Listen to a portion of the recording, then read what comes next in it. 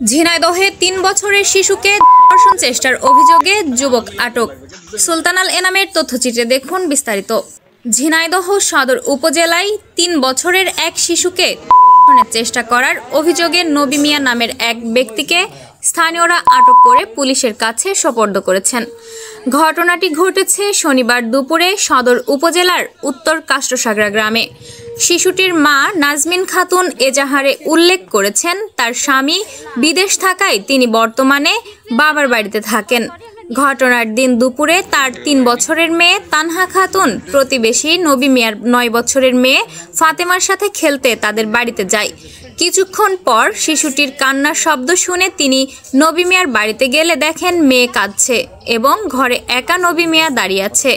পরে শিশুটি জানায় নবী মিয়া তাকে খাটে শুইয়ে ধর্ষণের চেষ্টা করে। এ সময় শিশুটির ডাক চিৎকার শুনে আশপাশের লোকজন এগিয়ে আসলে নবী মিয়া পালানোর চেষ্টা করে। তবে স্থানীয়রা তাকে আটক করে মারধর করে ঘরে আটকে রাখে। পরে পুলিশকে খবর দিলে ঝিনাইদহ সদর থানা পুলিশ ঘটনাস্থলে গিয়ে আসামিকে হেফাজতে নেন। স্থানীয়দের উপস্থিতিতে প্রাথমিক জিজ্ঞাসাবাদে নবী মিয়া ধর্ষণ চেষ্টার কথা স্বীকার করেছে বলে দাবি করেছে ভুক্তভোগীর পরিবার। পুলিশ আসামিকে প্রাথমিক চিকিৎসা দেওয়ার জন্য ঝিনাইদহ সদর হাসপাতালে নিয়ে কিছুটা সুস্থ হয়, পরে থানায় নিয়ে যায়। এই ঘটনায় ভুক্তভোগীর মা ঝিনাইদহ সদর থানায় লিখিত অভিযোগ দায়ের করেছেন। আমাকে কে ব্যথা দিছিল দুপুরে?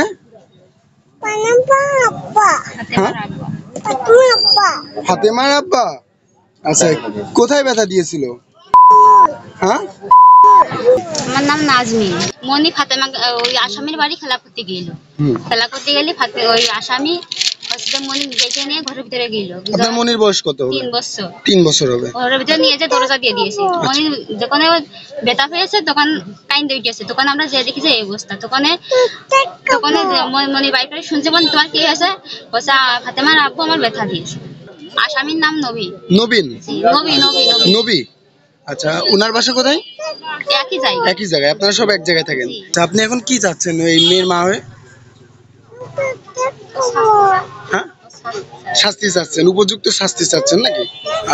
ভাই আমি দেখেন অনুরোধ করে বলছি, আপনি যে ছোট 2.5 বছরের যে বাচ্চাটা করেছেন, এটা কি সত্য? এই জোরে বলেন। জি সত্য।